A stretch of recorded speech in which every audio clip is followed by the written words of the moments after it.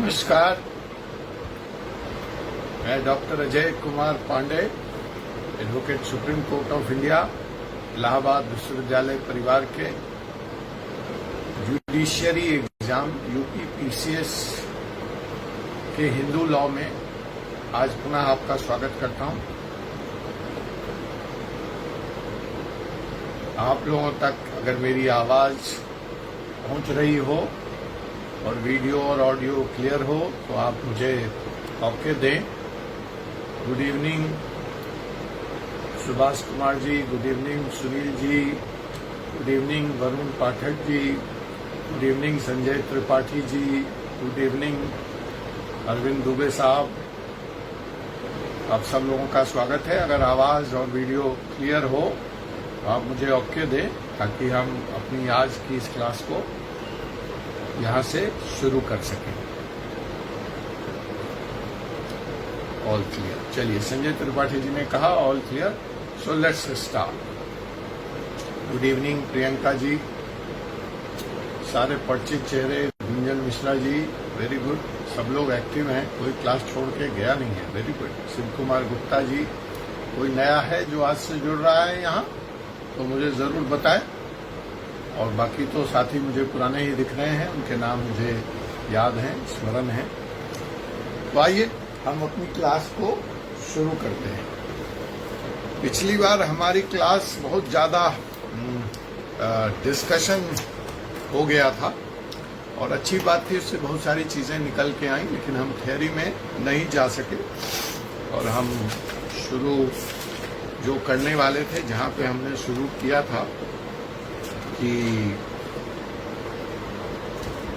जो हमारा Hindu marriage act है, हम लोग different types of different forms of yes, good evening Kaustubh ji, thank you, आप आ गए। आपका सवाल भी मुझे याद है, मैं आपके सवाल का जवाब लेकर के आया हूं। कौस्तुभ जी का पिछली क्लास में एक सवाल था जब हम लोग validity of Hindu marriage section 5 को डिस्कस कर रहे थे। इसमें हम आगे का एक सवाल लिए थे बाइगैमी, कि bigamy as far as the Hindus are concerned, Hindu laws are concerned, it's a crime and a Hindu is not allowed to have 2 wives. एक हिंदू 2 शादी नहीं कर सकता है, ये लीगल है। वो जब तक कि पहली शादी से तलाक नहीं लेता है, डाइवोर्स नहीं लेता है, तब तक उसकी दूसरी शादी मान्य नहीं मानी जाएगी, और अगर वो ऐसा करता है तो वो लीगल मैरिज नहीं होगा। That is the violation of the section 494 and 495 of the Indian Penal Code. And जो पर्सन ऑलरेडी एक पति और पत्नी के रहते, he would be found guilty of violation of these 2 acts, 495 and 496, and would be dealt accordingly. तो एक सवाल कौस्तुभ जी ने किया था कि जब हिंदू 2 शादी नहीं कर सकता है, तो मैंने कॉन्टेक्स्ट में चलते चलते एक फिल्म एक्टर धर्मेंद्र जी का एग्जाम्पल दिया था। एग्जाम्पल्स तो और भी कई हैं, लेकिन धर्मेंद्र का फिल्म एक्टर इसलिए दिया कि सब लोगों को पता है, चर्चित हस्ती हैं। उन्होंने हेमा मालिनी से जब शादी की तो इस्लाम धर्म स्वीकार कर लिया, और इस्लाम धर्म स्वीकार करने के बाद उन्होंने दूसरी शादी कर ली, तो शादी पहले हो गई। तो यहाँ पे कौस्तुभ जी ने एक सवाल किया कि इस तरह से तो लॉ का मजाक हुआ कि कोई भी व्यक्ति धर्म को बदल लेता है और वो दूसरी लॉ और कानून को धक्का बता देता है। बिल्कुल आपका मौजूद सवाल था। और तो इससे जो मिला जुला उनका दूसरा सवाल था कौस्तुभ जी का, वो ये था कि चलिए एक व्यक्ति क्या करता है, कानून को धक्का तो बताता ही है, वह अपना नाम बदलता है, अपना धर्म बदलता है और वह दूसरी शादी कर लेता है। अब उसकी दोनों बीवियां वैलिड हो गई उस धर्म के अनुसार, और अब वो वापस हिंदुइज्म में आ जाता है, तो उसकी उस शादी का स्टेटस क्या होगा? यही सवाल था कौस्तुभ जी, अगर मुझे ठीक से याद है। Good evening advocate Sangeeta Singh ji, good evening Limda, good evening Alok ji. यही सवाल था कौस्तुभ जी आपका?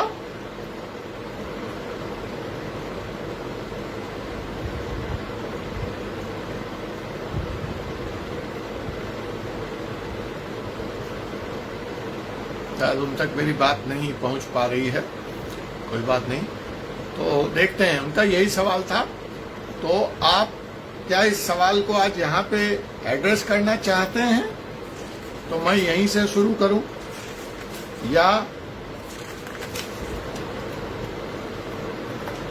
आइए हम इस सवाल को बहाना बना के, थोड़ा सा विषयांतर तो हो रहा है, लेकिन जो मौजूदा टाइम है, जो चीजें हैं, उसको देखते हुए यह भी सवाल महत्वपूर्ण है।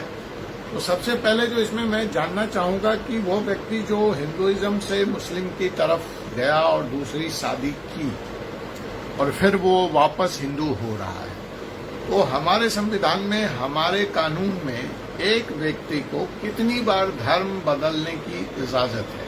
पहले ये तो निश्चित हो जाए, क्या उसका जो पहला कृत्य है, जो पहला एक्ट है धर्म बदलने का, वो लीगल है या वो इल्लीगल है? अगर वही इल्लीगल है तो उस धर्म में जाके किया गया कृत्य अपने आप इल्लीगल हो जाएगा। तो पहला सवाल जो मैं यहाँ पे आपसे जानना चाहता हूँ, और आपसे चाहता हूँ कि आप लोग इसका उत्तर दें चैट बॉक्स में मुझे, कि एक व्यक्ति को भारतीय कानून के तहत, भारतीय संविधान के तहत कितनी बार धर्म बदलने की इजाजत है? बिकॉज यहाँ पे 2 बार धर्म बदलने की इजाजत है। It is A well established fact. हमारा संविधान व्यक्ति को अपना धर्म बदलने की इजाजत देता है। एक हिंदू क्रिश्चियन हो सकता है, एक क्रिश्चियन हिंदू हो सकता है, एक हिंदू मुसलमान हो सकता है, एक मुसलमान हिंदू हो सकता है। फाइन, बट अब वो हिंदू से, राम सिंह से वो मोहम्मद होता है, दूसरी शादी करता है, 2 बीवियों को वैलिड बनाता है और उसके बाद वो पुनः आकर के हिंदू धर्म स्वीकार कर लेता है। तो क्या एक व्यक्ति एक से ज्यादा बार संविधान के अनुसार या कानून के अनुसार धर्म परिवर्तन कर सकता है? इसका जवाब चाहिए मुझे दोस्तों। क्या है कानून? How many times a person can change religion as per the Indian law? Anybody wants to answer this? Please type in the chat box. Any how, आपका जवाब नहीं आ रहा है, कोई बात नहीं। तो देखिए, पहली बात जो है, number of times changing the religion is very legal act, is allowed. नहीं, बिल्कुल प्रॉपर डायरेक्शन है आलोक जी। कितनी बार भी आप धर्म परिवर्तन कीजिए, इसमें कोई प्रॉब्लम नहीं है। मुझे 1 सेकंड दे दीजिए आप लोग, to just put off my AC. Very cheap. Yes, तो इसमें प्रॉपर है, इसमें कोई विवाद नहीं है। आप जितनी बार मर्जी आए आप धर्म बदलिए। लेकिन सवाल यहाँ पे जो था कि एक हिंदू मैरिज के लिए, जो धर्मेंद्र साहब ने किया हेमा मालिनी से शादी करने के लिए, वो इस्लाम स्वीकार करता है और 2 बीवियां उसकी as per Islamic law valid हो जाती हैं, वो मैरिज वॉइड हो जाती है और वो वापस हिंदू धर्म में आता है। तो उनकी उन दोनों वाइफ का स्टेटस क्या होगा, ये सवाल था। तो पहले मैं इस सवाल पे आऊं और इसका जवाब दूं, उसके पहले आप लोग नोट कर लीजिए, एक चीज आपको समझनी पड़ेगी कि बिफोर 1995 इट वाज अलाउड कि आप धर्म परिवर्तन करके एज एन हिंदू दूसरी शादी कर सकते हैं। But after the cut off date of 1995 it is not allowed. For the purpose of marriage only, to justify your second marriage, you can't change religion. मेरी बात स्पष्ट है? सिर्फ शादी को कानूनी प्रावधान देने के लिए दूसरी शादी को अगर आपने धर्म परिवर्तन किया है तो यह गैर कानूनी है, यह मान्य नहीं होगा। तो सवाल का पहला जवाब तो यही मिल गया कि 1995 के बाद एक हिंदू धर्म परिवर्तन करके शादी कर ही नहीं सकता। तो उसके वापस हिंदू बनने का सवाल और उसकी सेकंड मैरिज की वैधता का सवाल ही नहीं उठता है। लेकिन इसमें जो दूसरा सवाल उठता है कि अगर यह शादी 1995 से पहले हुई है और वो व्यक्ति अब उसकी दोनों पत्नियां वैध है, उसकी दोनों शादी वैध है और अब वो हिंदू हो जाता है या होना चाहता है, तो कानूनी रूप से उसकी दोनों पत्नी का क्या होगा? इस सवाल पे हम आगे आएंगे। पहले हम इस एक्ट को देख लें। ये जो 1995 के बाद कानून में अमेंडमेंट आया, आइए हम इसको देख लें डिटेल में कि भैया just for the purpose of the marriage to give the legal sanction to the your second marriage, you are not allowed to change your relation and this will be a void marriage in terms of section 494 IPC। देखिए, Hindu marriage act जो validity का section 5 है और section 11 है, वो तो इसके बारे में थोड़ा साइलेंट है, वहां तक क्लियरिटी नहीं है, बिकॉज वो लिमिटेड है जब वो वॉइड की बात करता है। लेकिन जब हम इसको भी read this section 5 and section 11 of Hindu marriage along with Section 494 of IPC and Section 495 of IPC, then it is clearly established कि ये शादी संभव नहीं है, ये अलाउड नहीं है। इस पे सुप्रीम कोर्ट का एक डिसीजन है, आप लिख लीजिए, the very famous case, the case to be cited for this question और this answer is the case of Shrimati Sarla Mudgal. Shrimati Sarla Mudgal, president comma Kalyani comma and others versus Union of India and others, reported as SCC clause 3635। Sarla Mudgal, President Kalyani and others versus of Union of India and others। इस case में क्या हुआ, clearly इसी सवाल पे बहस हुई कि एक हिंदू हस्बैंड जो है, जिसकी पहली शादी हिंदू लॉ के तहत हुई है, वो by changing his religion to Islam अपना धर्म इस्लाम परिवर्तित करता है, स्वीकार करता है और दूसरी शादी कर लेता है, तो इसका कानूनी पहलू क्या होगा? इसका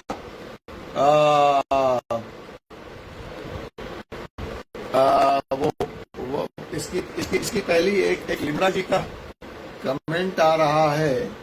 let me see what she is saying. नहीं लिम्रा, देखिए ये सवाल ही नहीं है कि पहली बीवी का परमिशन हो या ना हो, ठीक है ना, ये सवाल ही नहीं है कि परमिशन है या नहीं। जब वो अलाउड ही नहीं है तो परमिशन से क्या होगा? मैं अगर आपको कहूं कि आपको मैं मेरे कत्ल करने की इजाजत देता हूं और आप मेरे इजाजत के बाद मेरा कत्ल करते हैं, तो क्या वो अपराध नहीं होगा? It's as simple as that, as obvious as that। जो चीज गैर कानूनी है उसमें अगर मैं आपको परमिशन भी दे देता हूं तो वो लीगल नहीं होगा, ठीक है। चलिए हम आगे चलते हैं। तो अब इस पे सुप्रीम कोर्ट ने क्या कहा इस फैसले में? ये शादी सुप्रीम कोर्ट कहता है दूसरी शादी संभव है, लेकिन कब? जब पहली शादी को आपको पहले डिसॉल्व करना पड़ेगा। मीन्स डिसॉल्व कैसे है हिंदू में? सेक्शन 13 एंड सेक्शन 13(1), या तो डाइवोर्स बाय कंसेंट या डाइवोर्स के जो ग्राउंड है उसके आधार पर मैरिज पहले डिसॉल्व हो, उसके बाद वह व्यक्ति इस्लाम स्वीकार करे और दूसरी शादी करे, तब तो यह वैध है, वॉइड है।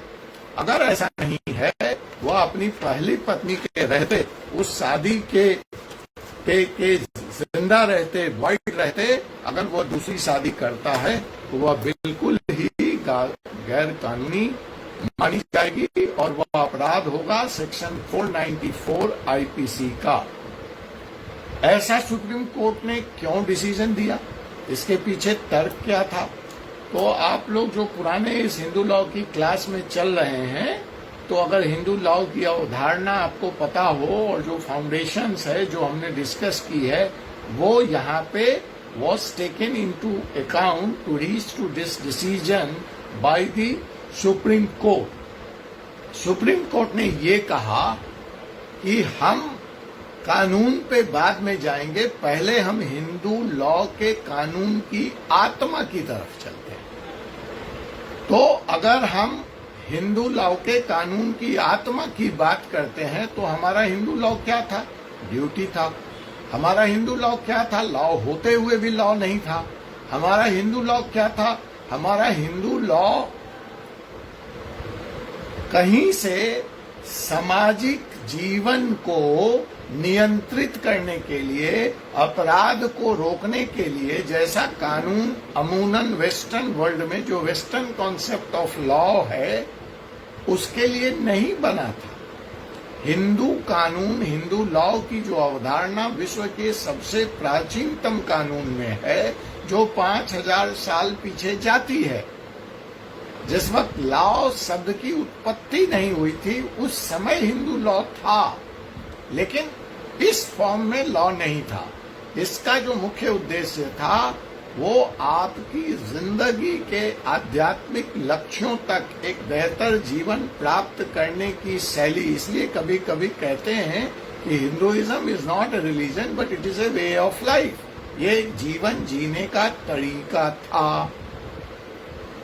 तो कोर्ट, सुप्रीम कोर्ट वापस उसी हिंदू लॉ के आत्मा की तरफ जाती है और जा करके कहती है, अब आप देखिए हिंदुइज्म और इस्लाम की हम बात कर रहे हैं, तो इस्लाम में मैरिज इज ए कॉन्ट्रैक्ट, एक करार है, एक अनुबंध है, जो किसी शर्तों की अवहेलना के कारण खत्म हो सकता है या किया जा सकता है। जो भी हमारा और आपके करार के शर्त हैं, मसलन मेहर की रकम इतना आपको हम दे देंगे तो हम ये शादी खत्म कर सकते हैं, जो भी हमारा आपका अंडरस्टैंडिंग है, वहां स्वतंत्रता है, दो व्यक्तियों की रजामंदी है। लेकिन हिंदू में आपको मालूम है, हमने इस सब्जेक्ट को बहुत गंभीरता से जाके डील किया है कि हिंदुइज्म का जो मैरिज है, it's at a same time it is a संस्कारम as well as a contract. इसमें कुछ फीचर्स लॉ के कारण कॉन्ट्रैक्ट्स के आते हैं, but on the whole and basically हम जिस पुराने कानून की बात कर रहे हैं, जिसकी यहाँ पे सुप्रीम कोर्ट बात कर रहा है साथियों, अगर हम उसकी बात करें तो यह जो है संस्कार था। तो जब संस्कार था तो इसका उद्देश्य क्या था? ड्यूटी क्या था? धर्म was nothing but your duty, कर्तव्य, राजा का कर्तव्य, प्रजा का कर्तव्य, सैनिक का कर्तव्य, व्यक्ति का कर्तव्य, पति का कर्तव्य, पत्नी का कर्तव्य। तो उसमें वो जो धार्मिक अनुष्ठान हैं, वो बिना अर्धांगिनी के, बिना पत्नी के पूरे ही नहीं होते। आपने यह भी देखा कि जब हम डिफरेंट फॉर्म्स ऑफ वैलिड और invalid forms of marriage discuss कर रहे थे, Brahma form of the marriage, gift form of the marriage, तो उसमें पत्नी की भूमिका सिर्फ धार्मिक कृत्य में पति का साथ देने या यज्ञ इत्यादि कर्म करने तक सीमित नहीं है, बल्कि वह उससे आगे जाकर के उसके जो वंशावली है, उसके जो फोर फादर्स हैं, उसकी जो पारिवारिक श्रृंखला है, उसके जो पिंड हैं, उसके मुक्ति की भी बात शादी में निहित है कि आप इस पद्धति से ऐसी पत्नी लाते हो तो आपके इतने पितर मुक्त हो जाते हैं, इस पद्धति में इतनी पितरों को मुक्ति मिलती है। तो वहां जो मैरिज है ना, वो परमानेंट इन नेचर में है। वो कहता है 7 जन्मों का बंधन है। So this is the Hinduism. This is the concept behind the Hindu marriage. So referring to all these, Supreme Court reached to the conclusion कि फिर धर्म बदल देने मात्र से शादी खत्म कैसे हो? नहीं हो सकती। जब मूल आत्मा ही शादी का पर्पस ही कुछ और है, तो आपको धर्म बदल देने से वो शादी खत्म कैसे हो जाएगी? किसी दोनों में से एक के, या दोनों के भी धर्म बदल देने से शादी खत्म नहीं होगी। तो this was the first influence, और this is the first stand Supreme Court took and said that the change of the religion can't be a ground for the dissolution of the marriage. Hence, a person, a Hindu, can't be allowed to embrace Islam and get married to second wife. Am I clear? मेरी बात समझ में आ गई? ये पहला आधार था। अब यहां पे एक सवाल होता है कि अगर हम सेक्शन 13 में डाइवोर्स की बात आकर के करते हैं, तो 95 के पहले change of the religion was not the ground for the divorce, but after 95 we have another ground. But वहां पे एक लोचा है, वहां पे एक स्टार मार्क है कि वो हक किसको? मैं ही धर्म बदलता हूं और मैं ही डाइवोर्स के लिए जाता हूं, क्या ये राइट है मुझे? इस पे हम बात करेंगे आगे। ये विषय आएगा, आप नोट कर लीजिए। आप समझ रहे हैं, ये इंपॉर्टेंट है ना? ये जब सुप्रीम कोर्ट कहता है कि धर्म परिवर्तन करके मुझे शादी का अधिकार नहीं, तो पहली बात है मैं शादी कैसे कर सकता हूं? I need to dissolve my first marriage. First marriage में अभी मैंने धर्म बदला नहीं, तो डाइवोर्स मुझे मिल नहीं सकता। जब डाइवोर्स मुझे इस ग्राउंड पे मिल नहीं सकता, तो मैंने दूसरी शादी कर ली। शादी मेरी इलीगल है, ठीक है, लेकिन मेरी पहली पत्नी तो एग्जिस्ट करती है, और मेरी पहली पत्नी तो लीगली वेडेड है, और अब मैं तो मुसलमान हो गया, लेकिन मेरी पत्नी जो है या वो जो पति है वो तो हिंदू है। अब उसके ऊपर कौन सा कानून लगेगा? मेरे ऊपर तो इस्लामिक कानून लग गया।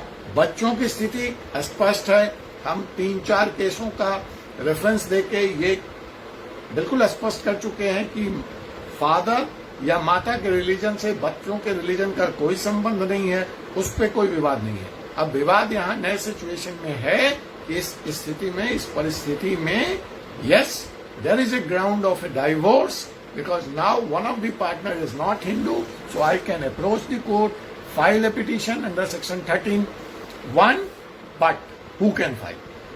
The person who has changed the relation or the person who is the victim of the change of the relation?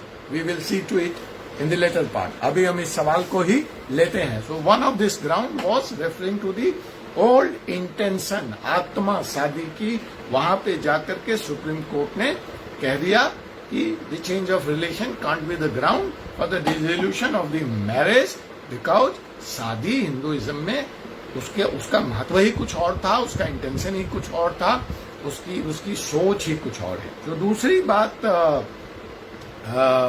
Supreme Court ने कही व्हाइल डिसाइडिंग दिस केस कि जो सिविलाइज्ड समाज है उसका फंडामेंटल है, उसका बेसिक अंग है मैरिज। इसलिए भी समाज हमारा छिन्न भिन्न ना हो जाए, तितर बितर ना हो जाए, तो इस बात की इसको इजाजत नहीं दी जा सकती। यहाँ पे जो शादी है कम से कम 7 जन्मों का नहीं तो 1 जन्मों का तो बंधन है ही, जहाँ पे एक रिक्वायर्ड लीगली, हम धर्म के हिसाब से बात करें उस कानून की, तब वो पति धर्म था, पत्नी धर्म था। अगर हम कानून के हिसाब से बात करें आज की तारीख में, जब हम कहते हैं कि Hindu marriage is a contract, तो अगर हम संस्कार की बात करें तो धर्म था। अगर हम कॉन्ट्रैक्ट की बात करें फिर क्या था? There are certain duties and obligations for both the partners. जैसे ही आप शादी के बंधन में बनते हैं, कुछ अधिकार पत्नी के हो जाते हैं और कुछ ड्यूटीज पत्नी के होती हैं, और उसी तरह से कुछ अधिकार पति के होते हैं और कुछ ड्यूटी पति की होती है। तो वो कहता है सुप्रीम कोर्ट कि इस फंडामेंटल ड्यूटीज को और ऑब्लिगेशंस को just by changing the religion नहीं खत्म किया जाता। सो जो फेमस वर्ड यूज हुआ, आप चाहे तो लिख लें, the doctrine of indissolubility of the marriage. Hindu marriage किस कानून पे बेस्ड है? उसकी मूल अवधारणा क्या है? उसकी मूल अवधारणा है doctrine of dissolubility of the marriage, अपरिवर्तनीय वैवाहिक संबंध का सिद्धांत। हमारे यहां मैरिज परमानेंट फीचर, ये डिसॉल्व हो ही नहीं सकता। तो उस वर्ड को इस्तेमाल करते हुए, ट्रेडिशनल हिंदू लॉ का हवाला देते हुए, सुप्रीम कोर्ट ने does not recognise conversion as the ground for dissolving the Hindu marriage. अब वो चाहे एक स्पाउस के द्वारा हो या दोनों के द्वारा हो, but ultimately the conversion is not the ground for this solubility of the marriage. तो वो कहता है कि कोई भी शादी जब वो अपने पर्टिकुलर पर्सनल लॉ के तहत हुई है, संपन्न हुई है, तो चाहे वो मुस्लिम लॉ के तहत संपन्न हुई है, चाहे वो हिंदू लॉ के तहत संपन्न हुई है, उसको सिर्फ रिलीजन को बदल के आपस में घाल मेल करने की, मिक्सिंग करने की इजाजत नहीं दी जा सकती। ऐसा सुप्रीम कोर्ट ने कहा और ऐसा उसका मानना है। सो ये बात आप लोगों को स्पष्ट हो गई यहां तक। तो ये जो सवाल था कि जब इजाजत ही नहीं है तो हमको उसके बात करने की जरूरत ही नहीं है कि वो व्यक्ति हिंदू होके इस्लाम में चला गया और फिर उसका क्या होगा। अब यहाँ पे जो दूसरा सवाल है, of course we will take up that question कि अगर 1990 से पहले का वो केस है तब क्या होगा उसका। अब जो दूसरी बात इसमें एक और उभर के आती है यहाँ पे,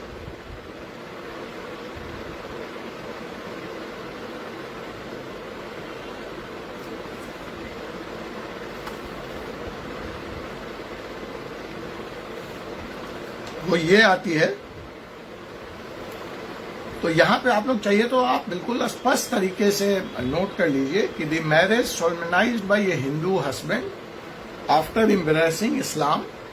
एक हिंदू के द्वारा इस्लाम धर्म स्वीकार करने के बाद अगर कोई शादी की जाती है तो वो बिल्कुल is a void marriage under the act.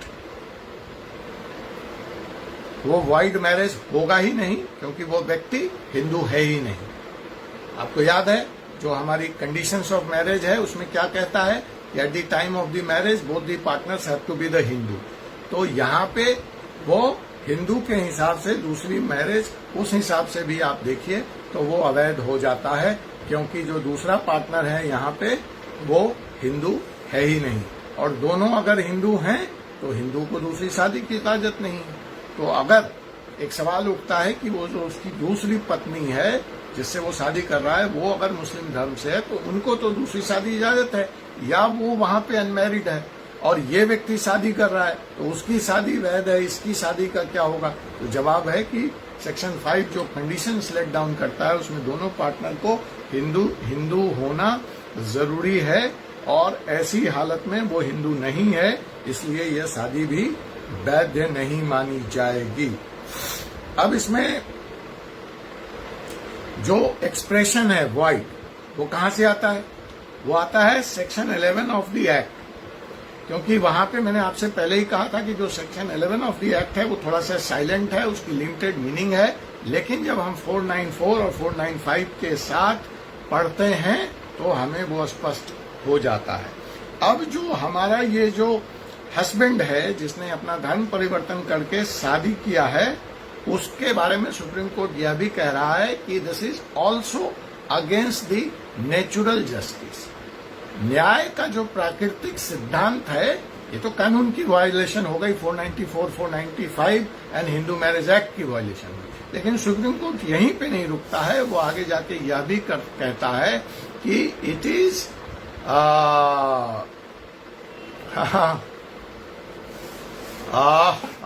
मुझे वो वो 1995 का कट ऑफ डेट देखना पड़ेगा। लिमरा जी, मुझे ध्यान नहीं है कि उनकी शादी कब हुई थी। अगर वो 1995 के बाद हुई है तो ऑफ कोर्स इलीगल है। लेकिन उसमें एक चीज और बड़ा इंटरेस्टिंग यहाँ से सवाल उठता है कि अगर ऐसा कोई करता है तो इलीगल डिक्लेयर करने का हक किसको है? वो शादी कैसे इलीगल डिक्लेयर होगी? मैंने सारा बहस कर लिया, मैंने सब, आपने भी मेरी बात मानी। अब मैं ऐसा करता हूं तो इलीगल है मेरी शादी, ये डिक्लेयर कौन करेगा? इस पे भी बात करेंगे, डोंट वरी। ठीक है, अभी इस विषय में आप आ जाइए कि सुप्रीम कोर्ट यहीं पे नहीं रुकता है। वो इसको कहता है कि this is also against the law of the natural justice. क्यों law of the natural justice है? क्योंकि हिंदू कानून एक तरफ है, मुस्लिम कानून एक तरफ है, और मेरे हस्बैंड ने, मेरे पति ने मेरे साथ अन्याय किया by changing to Muslim religion. तो उससे मेरे बाल बच्चे, मेरे संस्कार, मेरी जीवन पद्धति, मेरी कंजुअल राइट्स, सब कुछ इफेक्ट हो रही विदाउट माई विश। मैं हिंदू हूं, मैंने एक हिंदू से शादी की थी। अब मेरा वो पति अचानक एक दिन मुसलमान हो जाता है, तो उससे जो मेरे राइट्स हैं एज ए हिंदू वुमेन, वो भी तो सफर हो रहा है, जिसमें मेरी कोई मर्जी नहीं है, मेरी कोई गलती नहीं है। तो इन हालातों में मेरे न्याय का जो प्राकृतिक सिद्धांत है उसका भी यह वायलेशन है। और जो दूसरी बात है वो कहता है कि अगर हम इस्लाम के दृष्टिकोण से भी देखें तो यह इस्लाम के साथ भी उचित नहीं है, इस्लामिक कानून के साथ भी उचित नहीं है। अगर ऐसा करने की इजाजत दी जाती है तो it's just not that it is against the Hindu law, but it is also against the Islamic law. Supreme court अपने फैसले में इस बात को भी उद्धृत करता है, इस बात को भी कहता है। वो कैसे मुस्लिम लॉ के खिलाफ है? भाई, मुस्लिम कानून या मुस्लिम धर्म इस बात के लिए तो बना नहीं है कि आप दूसरी शादी करने के लिए मुसलमान हो जाइए। ये तो उद्देश्य है नहीं मुसलमान धर्म का। लेकिन तो इस तरह से आप मुस्लिम धर्म का भी अपमान कर रहे हैं, उसकी मौकरी बना रहे हैं, इसलिए भी यह शादी की इजाजत नहीं दी जा सकती। क्या मुस्लिम धर्म का इसलिए पदस्थापना हुई थी या ओरिजिन हुआ था कि हर हिंदू दूसरी बीवी लाने के लिए मुसलमान हो जाए? No, that was never the intention of Islam. So it is degrading for the Muslim religion also. So even on that count it can't be allowed to make mockery of the Islamic law, and it should be, this practice should be stopped, must not be encouraged. So, if a person wants to embrace Islam, he has to desire from the heart. उसकी इच्छा दिल से होनी चाहिए, न कि शादी करने के लिए वो इस्लाम धर्म को अपनाए। और फिर अगर वो वास्तव में इस्लाम धर्म में उसका यकीन आ गया है, वो उसको अच्छा लग रहा है, उसमें वो जाना चाहता है, वो अपनी पहली मैरिज को डिसॉल्व करे और फिर वो इस्लाम धर्म अपनाए और फिर उस पर इस्लामिक रूल्स लागू होगा। तो इसमें हम एक सवाल और बनता है, छोटा सवाल आपसे पूछ सकते हैं कि जब सेक्शन 11 इस पे साइलेंट है तो 494 के आईपीसी के जो 4 इंग्रेडिएंट्स हैं जो पनिशमेंट को डिफाइन करते हैं, वो चारों के चारों एलिमेंट्स अपराध के सुप्रीम कोर्ट उसको भी स्पष्ट तौर पे कहता है कि all the 4 conditions of the violations of 4994 is met when a man changes his religion. जब एक हिंदू अपना धर्म परिवर्तन करके दूसरी शादी करता है तो उसमें 494 आईपीसी के वो सारे पहलू जो हैं वायलेशंस के वो कवर होते हैं। पहला कि वह हिंदू जो इस्लाम करके, इस्लाम धर्म स्वीकार करके दूसरी शादी करता है, तो पहला वायलेशन क्या है कि एक जीवित पत्नी के रहते वह दूसरी शादी कर रहा है। So that is 494, it is not allowed. दूसरा, पहले तो उसकी शादी, पहली शादी वैध है और वह दूसरी शादी कर रहा है, तो इसका भी वायलेशन हो गया। उसके बाद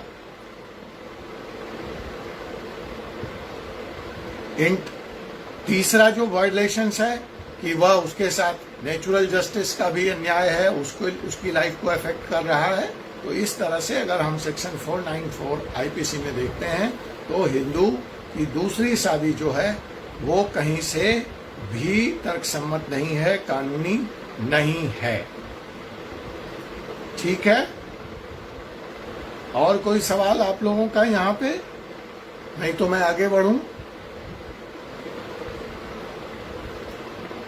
सर, दोनों का धर्म चेंज करना जरूरी है। I mean the first wife भी अपनी मर्जी से चेंज करके धर्म, अब दोनों मुस्लिम हो जाएं तो ठीक है, फिर उन दोनों के ऊपर तो पहले शादी नहीं कर रहे हैं ना, पहले तो वो धर्म परिवर्तन कर रहे हैं। धर्म परिवर्तन हमने अलाउड कर दिया है, धर्म परिवर्तन तो अलाउड है। दोनों मुस्लिम हो गए और दोनों मुस्लिम होने के बाद अगर वो दूसरी शादी करते हैं, लेकिन उसमें फिर यह देखा जाएगा इंटेंट कि कहीं पत्नी के साथ जबरदस्ती तो नहीं हुई है, इंटेंट क्या था, सिर्फ शादी के लिए दोनों मुसलमान हुए और फिर दूसरी शादी की, तो वो इंटेंट भी आएगा। ठीक है, अब सवाल उठता है यहाँ पे कि चलिए कानून अपनी जगह है, आपको भी मालूम है कि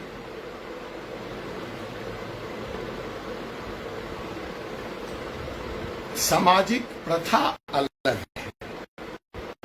कानून तो आपने ला दिया, लेकिन क्या शादियां हो नहीं रही हैं? क्या शादियां हुई नहीं हैं? तो ऐसी स्थिति में अगर शादी हो रही है तो इससे संबंधित और क्या क्या कानून है, उस सेकंड वाइफ का दर्जा क्या होगा, कानूनी हक क्या होगा, उसका डाइवोर्स कैसे तय होगा, क्या वो मेंटेनेंस की हकदार होगी या नहीं होगी। और एक बात और हम कह सकते हैं कि भाई देख लीजिए कि अगर वो हिंदू है और उसकी पहली पत्नी भी हिंदू है और वो दूसरी शादी करता है, ऐसा भी एक केस है, वी विल डिस्कस दैट। ठीक है, but they decide to live in relationship, तो शादी तो हुई नहीं। तो दिस वे यू कैन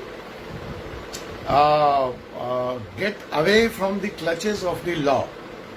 तो लेकिन on the whole, on the theoretical basis अगर हम बात करें तो उसी कानून की बात आती है जिसमें सुप्रीम कोर्ट ने यह डिसीजन दिया। और वह कानून, वो जो केस था, वो था आपका Sarla Mudgal, president Kalyani and others versus Union of India others, जिसमें सुप्रीम कोर्ट ने आपको स्पष्ट तौर पे कहा कि आपको इसकी इजाजत नहीं दी जा सकती। अब मेरा सवाल ये था कि चलिए ये तो कानून है, अपनी जगह है, सामाजिक सच्चाई अपनी जगह है, अगर ले दे करके, क्योंकि मैंने कह दिया, इसमें मैं स्पष्ट कर देता हूं कि देखिए अगर ऐसा कोई करता है तो इसमें किसी थर्ड पार्टी को राइट ही नहीं है टू कंप्लेन। इसका और इसका कंप्लेन सिर्फ और सिर्फ बीवी कर सकती है, वही सवाल उठा सकती है। कोई पुलिस, कोई तीसरा आदमी, कोर्ट, कोई भी एक्शन नहीं ले सकता है। तो यहाँ पे एक सवाल था कि बीवी की रजामंदी, देखिए है तो वो इलीगल, लेकिन अब कोई इलीगल एक्ट है, कोई चोरी या डकैती हो रही है, वो पकड़ी ही ना जाए। तो रजामंदी से अगर आपका सवाल यहाँ पे किसी ने मुझसे ये सवाल किया था कि सर उसमें बीवी की रजामंदी, देखिए रजामंदी देने से लीगल तो नहीं हो रहा है, लेकिन सवाल यह है कि आपके खिलाफ एक्शन भी नहीं होगा, क्योंकि कोर्ट ये कहता है कि भाई इसमें जो कंप्लेन का अधिकार है वह सिर्फ और सिर्फ पहली बीवी का है। अगर वो चुप बैठती है, वो कुछ नहीं बोलती है, तो कानून के हाथ बंधे हुए हैं, कानून के हाथ लिमिटेड हैं और इसके बारे में कानून बहुत कुछ नहीं कर सकता है। Example, the marriage of Ramvilas Paswan, जहाँ उन्होंने धर्म बदला, न नाम बदला और दो पत्नी वो रखते आए। पहली पत्नी को उन्होंने तलाक भी नहीं दिया, लेकिन फिर उनके खिलाफ वो मिनिस्टर भी रहे, सब कुछ रहा। तो सवाल ये है कि ऐसी स्थिति में उनकी पहली पत्नी को ऑब्जेक्शन नहीं है, उसने क्लेम नहीं किया, तो किसी और व्यक्ति को हक नहीं है इस बारे में सवाल उठाने का। तो अब सवाल ये उठता है कि चलिए वो इलीगल है, लेकिन सामाजिक परिवेश, जैसे मैंने आपको एग्जाम्पल दिया महज इसके लिए कि अगर जरूरत नहीं थी धर्मेंद्र को भी इस्लाम धर्म में जाने की, अगर 1995 से पहले का भी केस है तो इसी व्यवस्था, ऑफ कोर्स रामविलास पासवान की दोनों शादियां 1995 से पहले है, उन्होंने कोई इस्लाम धर्म को स्वीकार नहीं किया शादी को वैध बनाने के लिए। तो अब सवाल जो यहाँ पे उठता है कि अगर ऐसी कोई शादी है तो वो जो दूसरी पत्नी है उसका हक क्या होगा? अगर वो लिव इन रिलेशनशिप में भी है, live in relationship also grant rights. आपको मालूम है लिव इन रिलेशनशिप में बहुत सारे अधिकार पत्नी को प्राप्त हैं, जो हिंदू मैरिज एक्ट के तहत एक पत्नी को प्राप्त हैं। उससे जो बच्चा होगा लिव इन रिलेशंस में वो भी वैलिड है, उसके राइट्स हैं, प्रॉपर्टी राइट्स हैं। तो ऐसी हालत में ये लिव इन रिलेशन भी नहीं है, ये वैलिड शादी भी नहीं है, तो फिर ऐसी हालत में इस दूसरी पत्नी का संपत्ति के हिसाब से, कानून के हिसाब से दर्जा क्या होगा? तो आइए इसको हम लोग देखते हैं। अगर हम हिंदू मैरिज एक्ट 95 की बात करें तो जो कंडीशन नंबर 1 है, वो कंडीशन नंबर 1 तो साफ कहता है कि eight the time of the marriage neither of the partner should be married. तो इस एंगल से अगर हम देखें सेक्शन 5 में, तो कॉमन वन ग्राउंड पे तो ये सारी ही वैलिड है। अगर हम इस कानून से पहले 1995 से पहले जाकर के देखते हैं तो उस वक्त क्या स्थिति थी? तो उस वक्त पुराने कानून में महिला के ऊपर तो ये बाध्यता थी कि वह दूसरी शादी नहीं कर सकती है, लेकिन पुरुषों को यह इजाजत थी कि कस्टम, जो प्रथा थी, जो लोकल कस्टम था, उसके तहत पति जो है, जो पुरुष है, वह दूसरी शादी कर सकता था। लेकिन फिर क्या हुआ कि many states came out with the law and band this second marriage by the Hindu marriage and at the same time the principle of monogamy, जिसको हम बाइगैमी की बात कर रहे थे, मोनोगैमी मतलब एक पुरुष एक पत्नी, जो प्रिंसिपल ऑफ मोनोगैमी है वो भी became the internal part of the Hindu marriage act 1995। और जो सेक्शन 11 ऑफ हिंदू मैरिज है वो स्पष्ट कर दिया कि दूसरी शादी बिल्कुल नल एंड वॉइड है। तो अब इसमें जो दूसरा सवाल होता है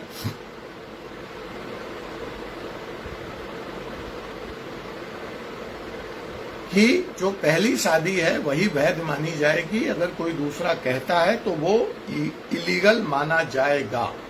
सामाजिक तौर पे भी दूसरी पत्नी को जरा हे दृष्टि से देखा जाता है। और अगर हम क्रिमिनल लॉ के दृष्टिकोण से इस दूसरी शादी को देखना चाहते हैं तो it is bigamy, it is under punishable under the 494 and 495। But जो सवाल है मैं वही कह रहा हूं कि ये प्रूव कैसे होगा कि I have a second wife. जब पुलिस को हक नहीं है, किसी थर्ड पार्टी को हक नहीं है, तो ये प्रूव कैसे होगा कि मैंने दूसरी शादी कर रखी है? मैं डिक्लेयर करता नहीं हूं। तो भैया ये लूप होल है कानून में, इसका कोई तोड़ नहीं है। अगर पहली पत्नी को वो मना लेता है, जबरदस्ती मना ले, जैसे भी मना ले, वो कंप्लेन नहीं करती है। ये भी example minister like Ramvilas Paswan जी।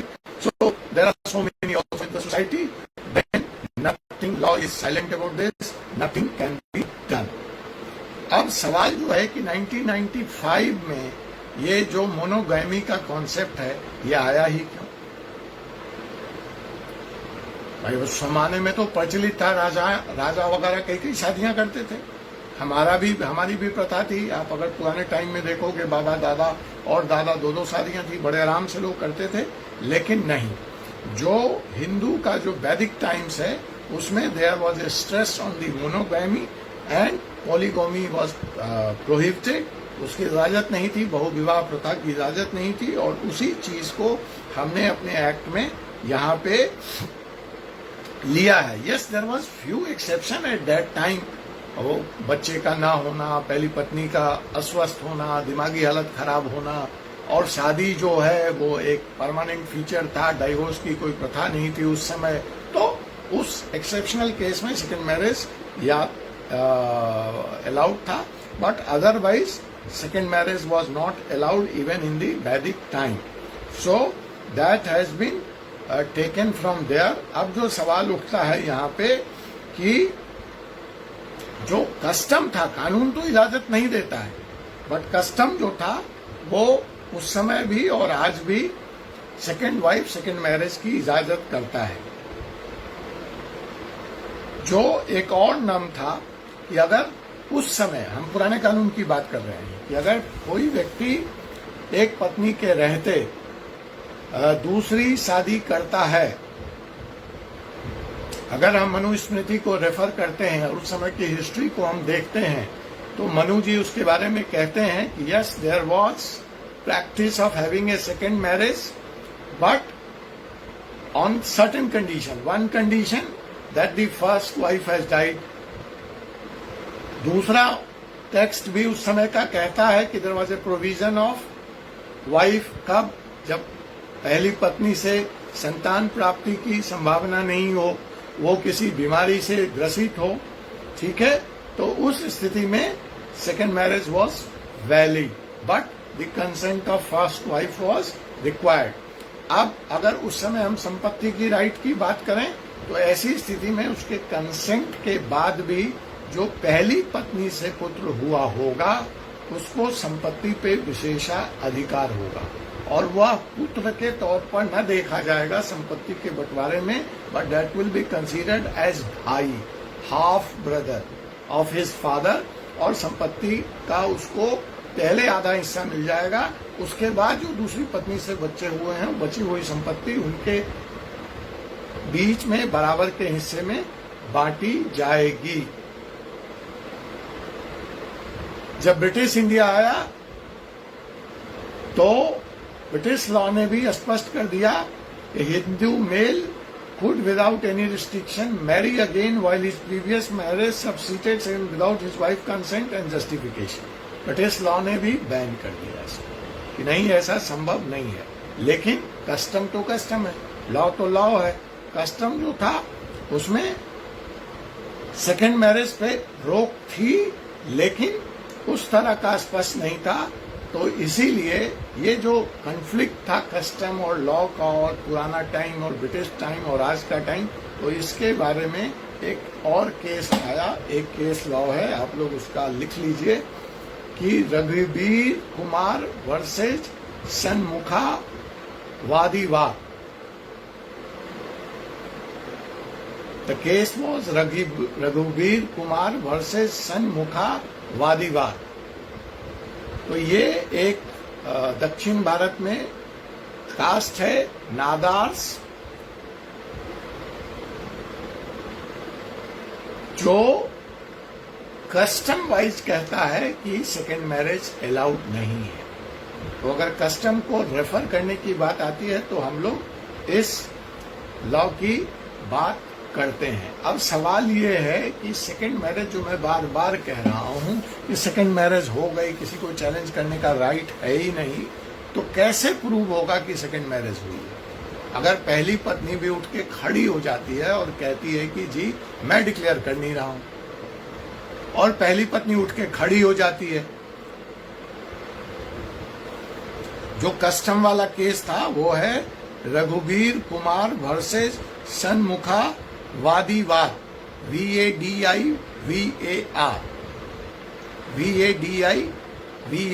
सन्मुखा, रघुवीर Kumar versus Shanmukha Vadivad. It is related to Nadars communities preventing a second marriage by custom.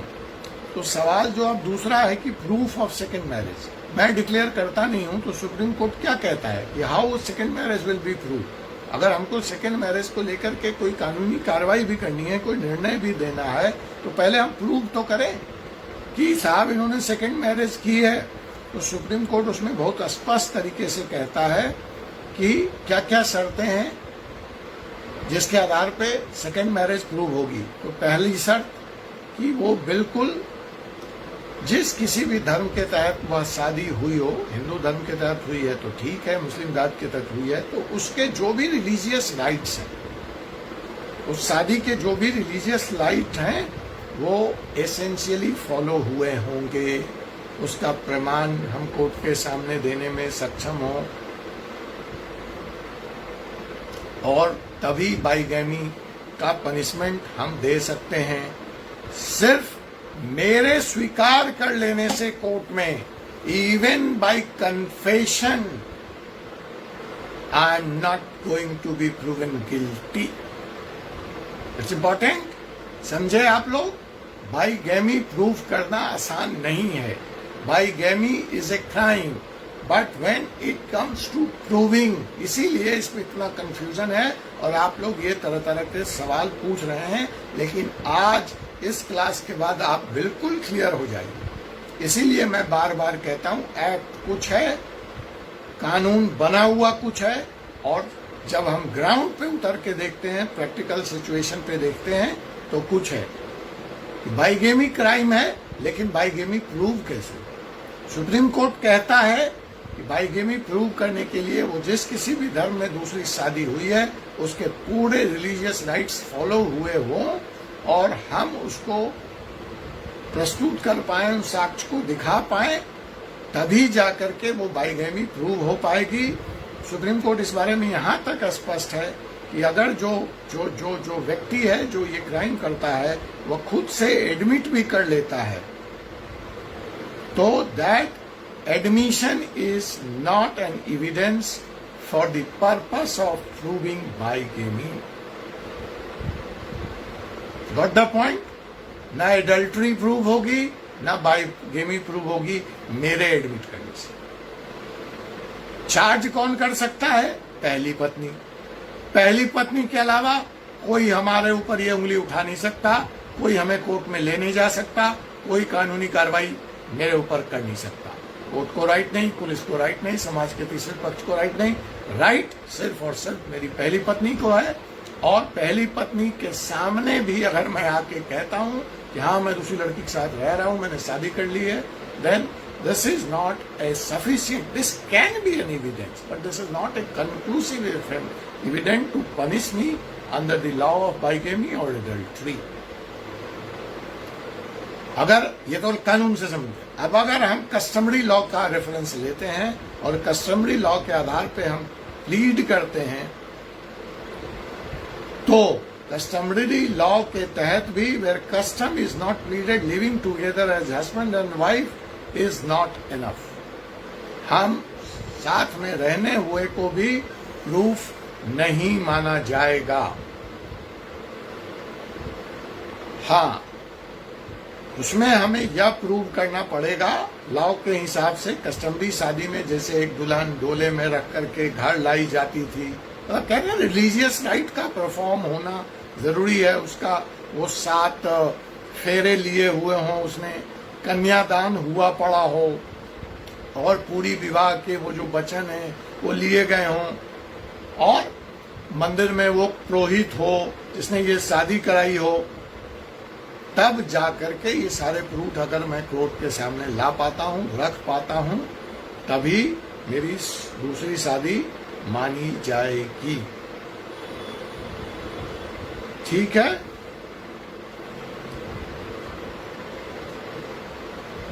ये आपकी हो गई प्रूविंग। अब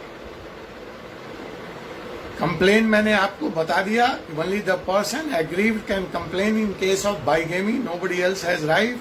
It is the wife who is aggrieved, then her father can complain as he is the lenient accident of the wife. Father वो lenient accident होने के कारण उनको ये राइट जाता है, otherwise nobody has the right. अब अगर ऐसा हो गया कानूनी तौर पे वो कैसे प्रूव होगा, और अगर मुझे कोई उस पर कार्रवाई करनी है तो मुझे कौन सी कार्रवाई करनी पड़ेगी? I have to move to the court for asking for injunction.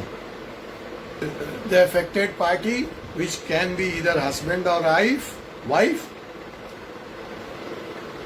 of course is not maintainable, but a suit for perpetual injunction by the wife restraining her Hindu husband from contracting second marriage would be lie in the jurisdiction of civil court to entertain such a suit. अगर ऐसा कुछ होता है तो जो पहली पत्नी है या जो एग्रीव पार्टी है, हस्बैंड है, उसको सिविल कोर्ट में जा करके वहां पे एक सूट फाइल करना होगा. उस सूट का क्या नाम होगा? Restraining her Hindu, of course it is grant of injunction by the state for restarting her Hindu husband from contracting second marriage would be filed in the civil court to entertain such suit by Hindu Marriage Act. एक हम उस suit में यह भी demand करेंगे तो पहले पत्नी को दूसरी पत्नी से पहले हस्बैंड को दूसरी पत्नी से संबंध बनाने से रोका जाए. That's the injunction I want. And the second injunction I want is to declare the second marriage as void. Because unless and until it is not declared by court as the void, वो तो चलता रहेगा. So, declaration that the second marriage is void can be filed by only parties to the marriage and not by the first wife. अब next class में we will discuss in detail Hindu Marriage Act 1955. इसके और क्या क्या सवाल हैं, कितने इसमें केस लॉ आए हैं, और अल्टीमेटली इसमें बहुत सारे इम्पोर्टेंट डिस्कशंस आएंगे. मुझे लगता है आपको मजा आएगा. लालचंद नरवाली वर्सेस महंत राम रूपगीर आप पढ़ के आइए. अगर आप लिख लीजिए इसको तो लालचंद नरवाली वर्सेस महंत, ये यही सेकंड मैरिज का इसमें भी बहुत ज्यादा रेफरेंस है. ईश्वर सिंह वर्सेस समत हुकुम कौर, AIR 1965. ये जो हम इंजेक्शन की बात कर रहे हैं उसको हम देखेंगे कि कैसे ग्रांट हुआ नहीं हुआ. तीसरा केस जो है वो Trailokya Mohan versus State of Assam है, जिसने सेकंड टाइम मैरिज किया और मैरिज करने के बाद बाइगमी कैसे प्रूव हुआ, और फिर इस तरह के बाइगमी में क्रिमिनल लॉ कैसे एक्टिव होता है, उसके तहत कौन कौन से केस हैं. उसमें जो नौरांग सिंह वर्सेस सपला देवी का केस है क्रिमिनल लॉ में, ठीक है. तो बंसीधर वर्सेस छवि चटर्जी का केस है क्रिमिनल लॉ में. और फिर एविडेंस की हम बात कर रहे थे कि एविडेंस कैसे एडमिसिबल होगा, उसके बारे में भी कई केस हैं. सुमित्रा देवी वर्सेस विक्रम चौधरी का केस है, उसमें हम लोग एविडेंस एक्ट डिस्कस कर लेंगे. और फिर फाइनली मेंटेनेंस अंडर सेक्शन 125, तो सेकेंड वाइफ को या second wife can claim maintenance, marriage being void or not void, that's a different question. So how that is possible, कैसे वो क्लेम कर सकती है सेक्शन CRPC 125 में मेंटेनेंस. और फिर फाइनली हिंदू पर्सनल लॉ और उसके से संबंधित बहुत सारे कानून हैं. अगर आप इतना डिटेल में जाना चाहेंगे तो मैं कौस्तुभ जी से बात कर लूंगा. अगर इतना डिटेल में आप नहीं जाना चाहेंगे तो हिंदू बाइगमी के बारे में हमने बहुत बात कर ली. हमने आपको जो मूल बातें थी वो मैंने आपको बता दी. अब हम नेक्स्ट क्लास में चाइल्ड मैरिज एक्ट को डिस्कस करेंगे. फिर चाइल्ड मैरिज भी एक कंफ्यूजिंग टॉपिक है जो लॉ की दृष्टि में मान्य भी है और अमान्य भी. एक तरफ कहता है चाइल्ड मैरिज इलीगल है, दूसरी तरफ चाइल्ड मैरिज बिना डाइवोर्स के खत्म भी नहीं हो सकता. तो जो चीज है ही नहीं उसके लिए मुझे डाइवोर्स लेने की जरूरत क्या. फिर उसमें अगर कोई ऐसी शादी हो गई है तो लड़की को वो सारे अधिकार हैं. अच्छा, कोई कह रहे हैं कि इन सब विषयों में डिटेल में जाना है. कोई बात नहीं, दिस इज योर क्लास. हम तो आपको बताने आते हैं. आप लोग जैसे तय करोगे और जैसे चलना चाहोगे हम विषयों को ले लेंगे. फिर आपका चाइल्ड मैरिज और आगे खींच जाएगा. फिर तो उसमें और भी कई इंपॉर्टेंट बिंदु हैं जो आप अगर डिस्कस करना चाहते हो तो. और क्या पॉइंट मैं नोट करके लाया था, फिर इसके बाद ये भी पॉइंट इसमें हो जाएगा कि राइट तो हो गया सेकंड वाइफ का. इस कन्वर्जन का आखिर मैरिज और डाइवोर्स पे इफेक्ट क्या होता है, उससे कौन कौन से कानून हैं. एक महिला, मुस्लिम महिला हिंदू से शादी करती है बिना अपना धर्म परिवर्तित किए, उस शादी का आधार क्या होगा. इज इट वॉइड और इट इज वॉइडेबल। फिर तो अगर डिटेल में जाओगे तो बहुत सारे सवाल हैं। अब मैं उल्टा दे रहा हूं, एक महिला अपना धर्म परिवर्तन नहीं करती है और हिंदू से शादी कर लेती है, दोनों कंडीशन नंबर 1 फुलफिल कर रहे हैं, दोनों की पहली कोई शादी नहीं है, तो उस स्थिति में वो शादी वॉइड होगी या वॉइडेबल होगी? Any answer? इस पे भी एक केस है, उसके बारे में हम बात करेंगे। और एक बड़ा इंटरेस्टिंग सी बात है, एक ना हमारे समाज में ऐसी हवा है कि हिंदू से मुसलमान बनते हैं, चाहे शादी के हिसाब से बने, चाहे लव जिहाद से बने। क्या आप ये जानना चाहेंगे कि कितने मुसलमान हिंदू हुए, कौन कौन लोग थे, किन परिस्थितियों में हुए? ये भी एक सच्चाई है, एक तल्ख सच्चाई है हिंदू से मुसलमान से हिंदू होने की। उसकी बात हमारे समाज में नहीं होती। जो पॉलिटिकल वातावरण है, जो राजनीतिक बात है, लेकिन हमारा उससे मतलब नहीं, हम तो कानूनन बात कर रहे हैं। तो हमें बात करनी चाहिए ना कि हिंदू मुसलमान से भी हिंदू लोग हो रहे हैं, उसका क्या इफेक्ट होगा कानून पे। इसीलिए मैंने उस केस का रेफरेंस दिया। अभी हाल का केस है पंजाब हाई कोर्ट का, एक मुस्लिम लड़की ने एक हिंदू से शादी की, अपना धर्म परिवर्तन नहीं किया। अब वो शादी वैध होगी कि अवैध होगी? उसी तरह से वो पूरी एक श्रृंखला है जहां लोग मुसलमान से हिंदू हुए। अब आप कहिएगा कि सर कोई उदाहरण? नरगिस एंड सुनील दत्त, बोलिए। Nargis and Sunil Dutt, Nargis converted to Hinduism, बेटा उनका संजय दत्त, बेटी प्रिया दत्त। तो एक पूरी लिस्ट है कि जहां लोग मुसलमान से भी हिंदू हुए हैं, शादियां हुई हैं। तो अगर आप चाहोगे तो हम उसकी भी बात करेंगे। और जो सबसे बड़ी बात है वो तो हम जरूर करेंगे कि ये जो अभी एक कंट्रोवर्सी है चल रही है लव जिहाद के नाम पे या धर्म परिवर्तन के नाम पे, और उस पे जो आपके यूपी में कानून आया है, आप यूपी जुडिशियरी की बात कर रहे हो, तो उस कानून में वो जो स्पेशल एक्ट है, वो जो कानून लाया गया है, जो रोका गया है, हम उसकी भी चर्चा करेंगे। क्या वो अपने तरह का पहला कानून है या दूसरे राज्यों में भी है? तो जो कंट्रोवर्सी है इंटरफेथ कपल को लेके, दो धर्मों के बीच शादी करने वालों को लेके, उसकी भी बात हम, इंटरफेथ मैरिज जिसको आप राजनीतिक भाषा में लव जिहाद कहते हैं, जो कि under special marriage act perform किया जाता है, के तहत होता है, हम उसकी भी बात करेंगे स्पेशल मैरिज एक्ट। अगर आप इतना डिटेल में जाना चाहते हैं, otherwise we will move to next topic of child marriage. तो आप लोग अपना इंडिकेशन जो भी हो, अगर हम यहाँ जाते हैं इतना हिंदू मैरिज में, तो देखिए फिर ये 8-10 क्लास का विषय हो जाएगा। मुझे नहीं लगता है ये 1-2 क्लास में खत्म होगा। If you guys are prepared, आप तैयार हैं, तो मुझे कोई प्रॉब्लम नहीं है। ठीक है, एकेडमिक्स तो आप स्कूल कॉलेज में पढ़ के आए ही हैं। मेरा उद्देश्य है आपको कंपटीशन के लिए तैयार कर देना। कहीं से भी सवाल आए, नो प्रॉब्लम। या आपको कल को प्रैक्टिस करनी है, विल लिखना है, संपत्ति के बारे में बात करनी है, सक्सेशन एक्ट के बारे में बात करना है, मतलब माई अटेम्प्ट कि आपको हिंदू लॉ के बारे में मैं एक अथॉरिटी बना दूं। और जहाँ जहाँ पे मुझे जरूरत पड़ती है, मैं इस्लामिक लॉ को उतना ही रेफर किए भी चल रहा हूँ, ताकि आपको एक कंपैरेटिव स्टडी भी हो जाए।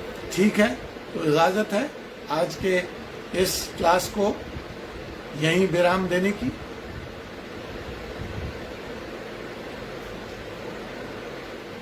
Thank you